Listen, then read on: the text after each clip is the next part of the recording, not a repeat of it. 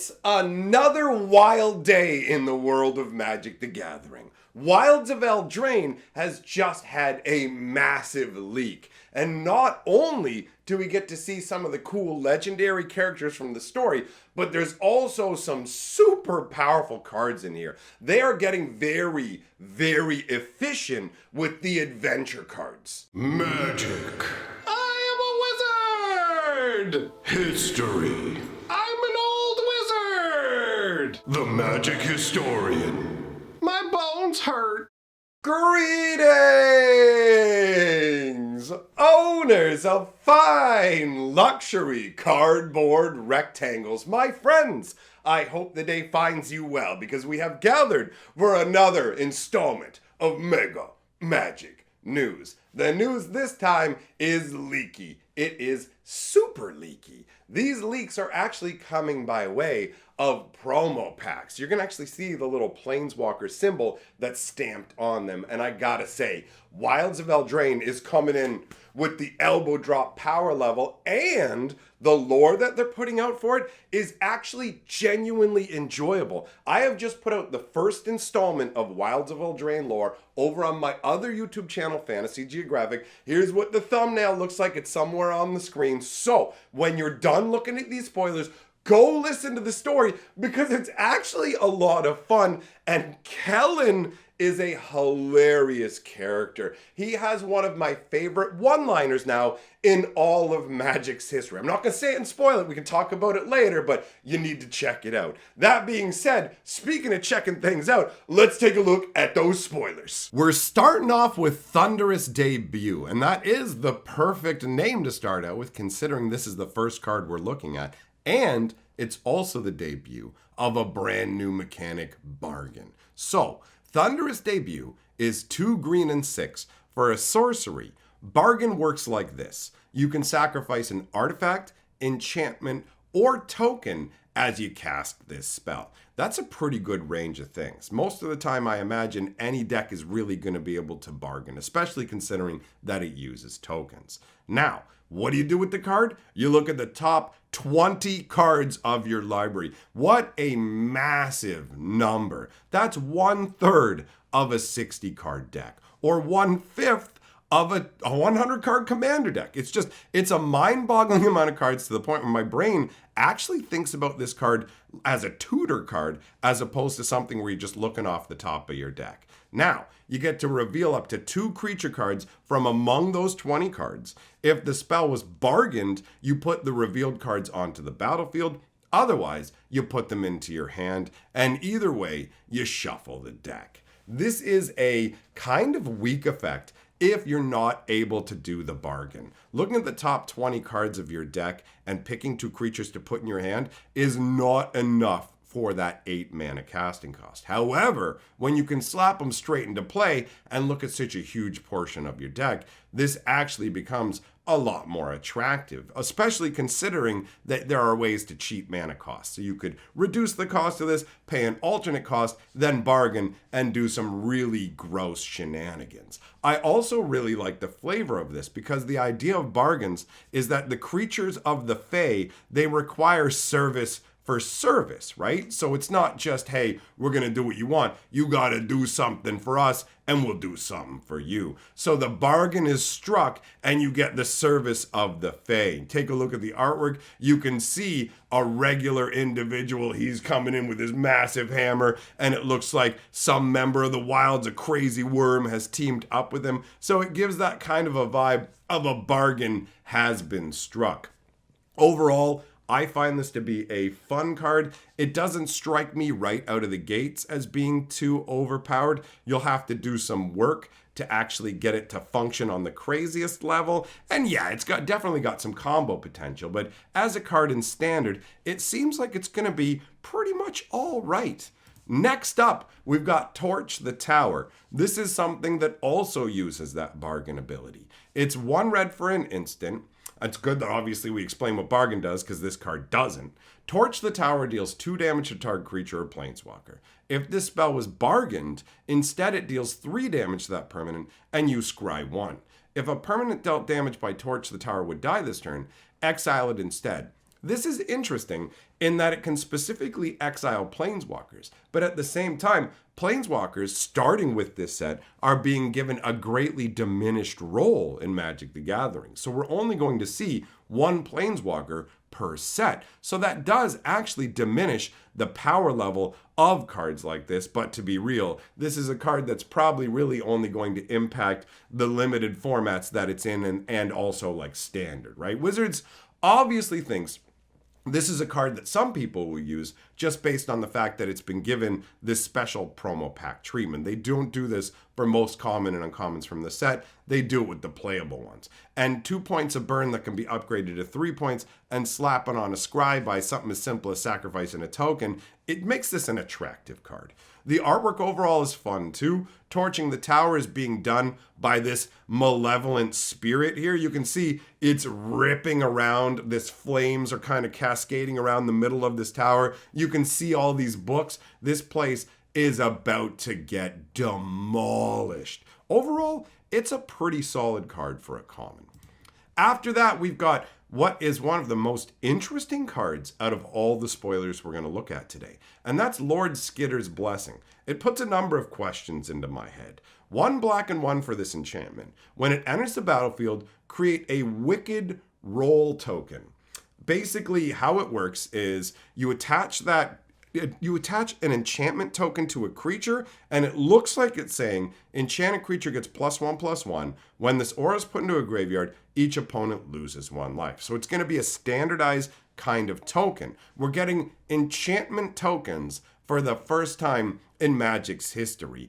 And it feels kind of confusing in all honesty, because like when it comes to these tokens, you know, if you don't have the card to represent them, you're just going to put a counter on the card. But now we have counters that represent +1/+1 counters, all these different things, but then also counters that can actually represent a permanent type that's on it. Like, what if you had an aura token, an equipment token? I mean, we've reached the point where you can technically make tokens with a few obscure cards like Lithoform Engine, so we could end up in this situation before, but this is going to be a widespread mechanic. It's pretty obvious, right? You've got the bargain concept where you can sacrifice enchantments or tokens. You have these things that are literally enchantment tokens. It falls right into that. The idea of enchantment tokens, aside from the bookkeeping aspect of it, is kind of appealing, right? The complexity creep is wild, but it is cool to have new options and ways to get all nutty. And this card is genuinely powerful because on top of the wicked roll that it's adding, which isn't that strong,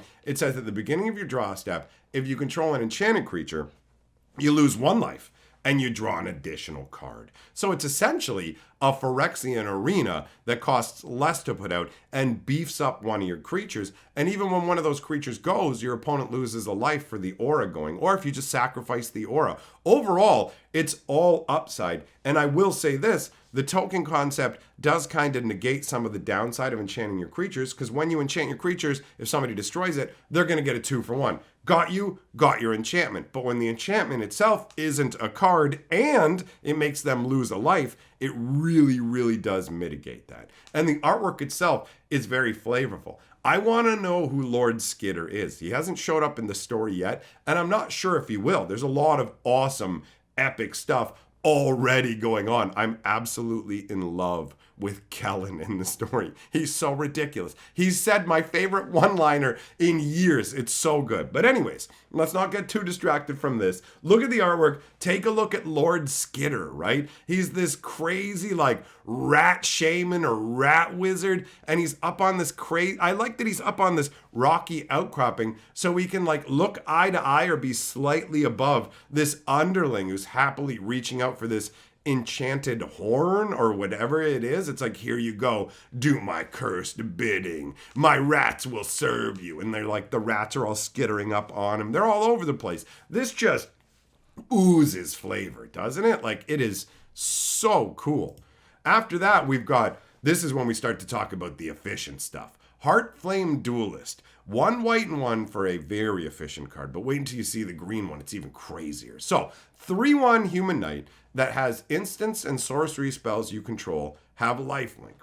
And also, the other side of it is the adventure. So it's 1 red and 2 for an instant, and that does 3 damage to any target. If you're not familiar with the way adventure cards work, it goes like this. You can choose to cast it as a regular creature if you want when it's in your hand, and you can ignore the side that says Heartflame Slash. Or you can cast the Heartflame Slash side. Once you do, then this card gets exiled, and you're actually able to cast the creature side of it as well. So for the most efficiency, what you do, cast the instant, then put it out. But I like the fact that once you have one of these out, it benefits future versions. Like, okay, put one of these out, now all my instants and sorcery spells have lifelink. So when I cast a Heartflame Slash from another duelist, I'm already going to have that getting lifelink. I really, really like the idea of mages who can take fire magic and turn that into healing. Because the idea of fire burning or just soothing warmth, all of it tied together, is really, really cool flavor-wise. And the flavor of her whipping her sword back like this and all these flame blades coming out in a ring around her, I feel like when she slashes it downwards, that's the signal, and all these blades jet outwards. Like, it's really easy to understand why this is a 3-1. She is beefcake powerhouse power level. On top of that, from a flavor standpoint, Eldraine has fallen into chaos. The Phyrexian invasion caused some big problems, and it caused a bunch of knights to abandon their duties. When you look at the flavor text, it says, "The fire of Embereth will never be doused," right? And so you have this knight who still stands proud and refuses to bow down, refuses to flee, because some of the knights gave up being knights. Some of them actually switched into being mercenaries and trying to carve out their own little kingdoms. And actually, we'll talk about somebody who does that later on with another spoiler in this video, and that ties into the story as well, which is really cool. But ultimately, these cards are super efficient. You get a burn spell, you get a 3-1 body. It's all pure goodness. This is super, super strong overall. And I really dig the way that they have married red and white together in a way that feels like it fits with Magic's color pie. This is, to me, a well-designed card overall. I dig it. After that, we've got 3 blind mice. See how we read. 1 white and 2 for a saga that says 1. Create a 1/1 mouse creature token. So when you put it out, you get a 1/1 mouse. The next 2 turns, you create a token that's a copy of target token you control. So that's where you get 2 more mice. And then the final ability is creatures you control get +1/+1 and gain vigilance until end of turn. Now, out of all the cards that we looked at today, or are going to be looking at, in terms of the rares, because I'm excluding the common, it's not in the same power category, this is going to be the most underwhelming as far as I'm concerned. The flavor is delivered in terms of it making the 3 mice, and that works. But overall, when I think about it, you're paying 3 mana, waiting 3 turns to get 3 1/1s, and then for a 4th turn to just give them +1/+1 and vigilance and attack for 6. It feels super weak overall, right? Now, if you have other tokens that you can copy, this could be gross, right? And if you have a big army, the boost could be gross. But on the surface, all by itself, it really doesn't yell strength. But it definitely has the flavor of that story with the shit. There she is with the carving knife coming for their tails. There's eyeball, like, I don't really know the story of 3 blind mice. I can hear the tune in my head, just see how they run, but that's about it. So I don't know about them like rolling off eyeballs, but it's got like a creepy vibe. It's almost like they're rolling it to see. And when you look, every aspect of eyes in this is crazy. You've got the blind mice with no eyes rolling eyeballs. You've got the butcher lady, and her eyes look just straight up evil and crazy. But behind her, there's another set of eyes looking. So they're all over the place. I count like 7 eyes in here. Who knows? Maybe there's even some more tucked in there. But the artwork actually draws my attention and imagination way more than the card itself. It's fine, but just it's not terribly exciting, right?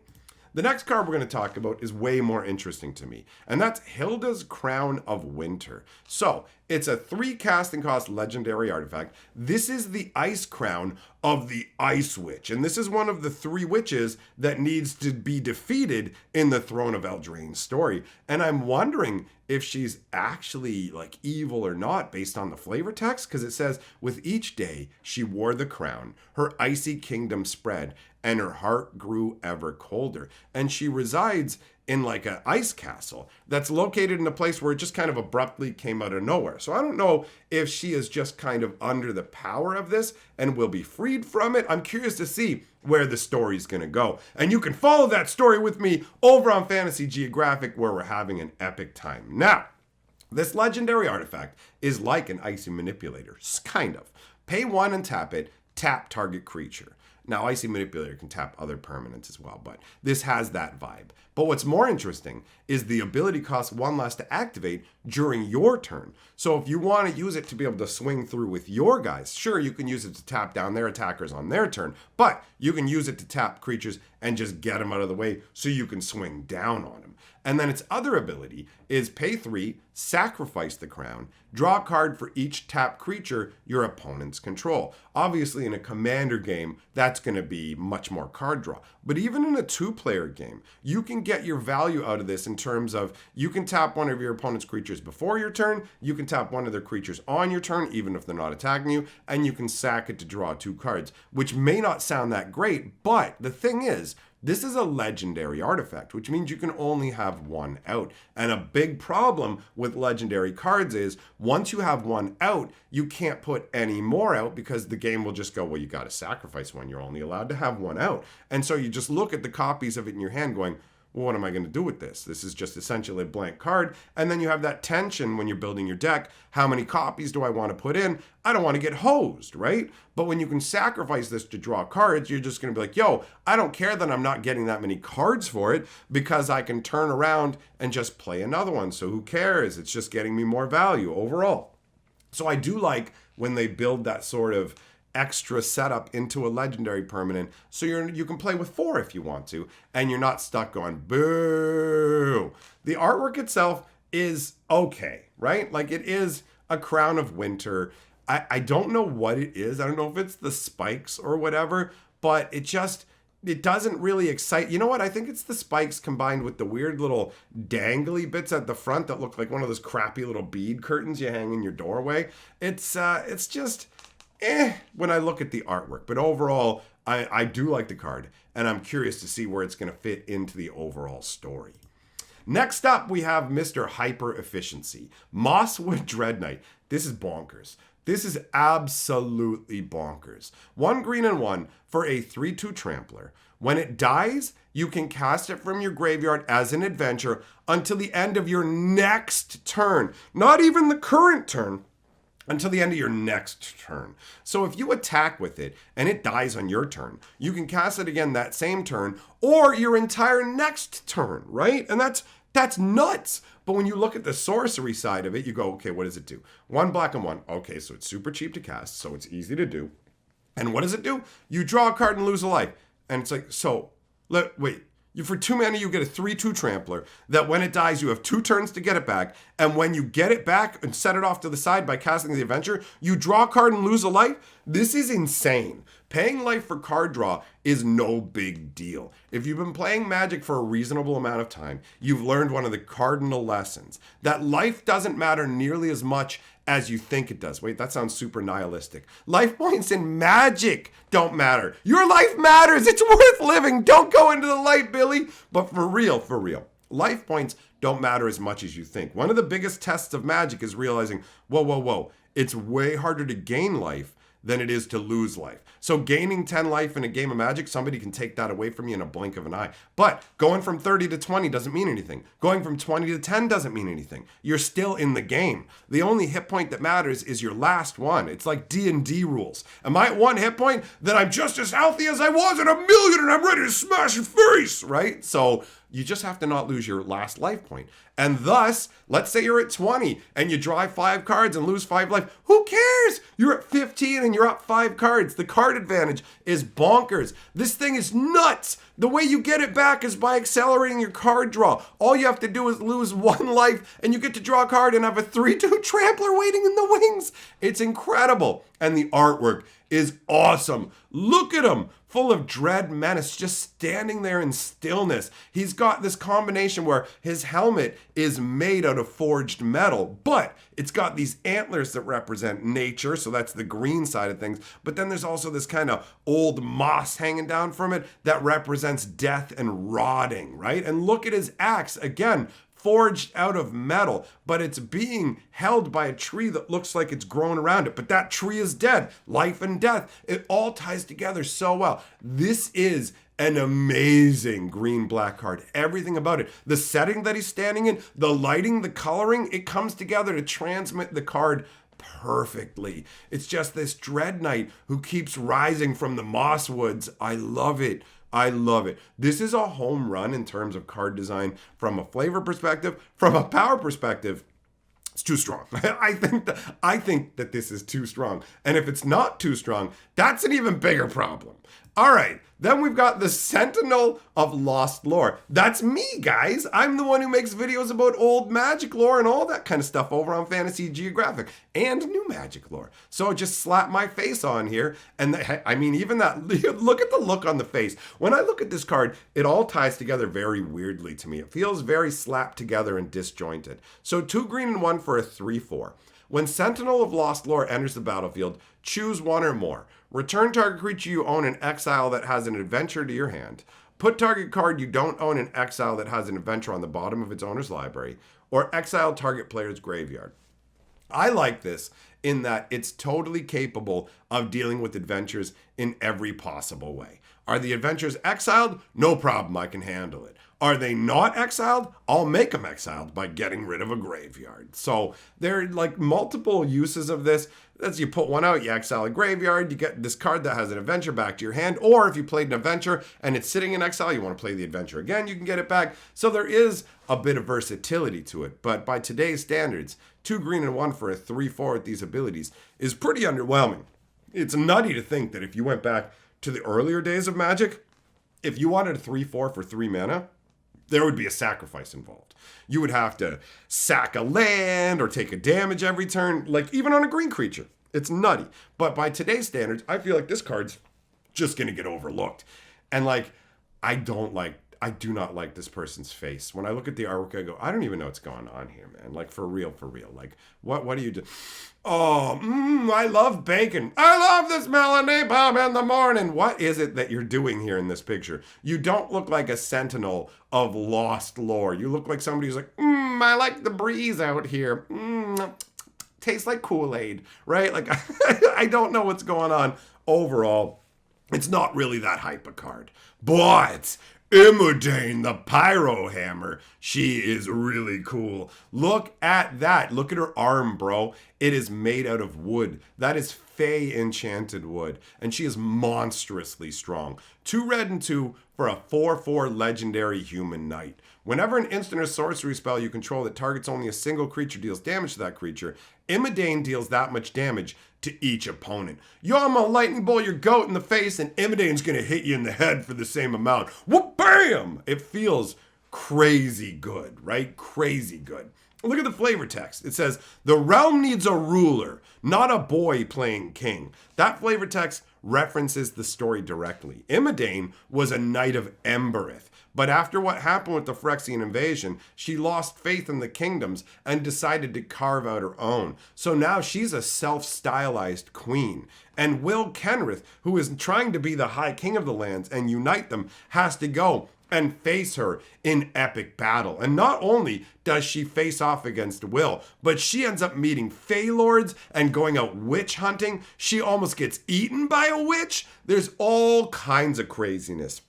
So this card is epic on a power level. This card is epic on a story level. The artwork is amazing. I love her wooden arm. I love the intensity on her face. That gigantic warhammer that's literally so heavy that when someone else tries to bring it to her, they have to like drag it across the floor because you need insanely monstrous strength to wield it. Now, want to know more about Eldraine fighting Will?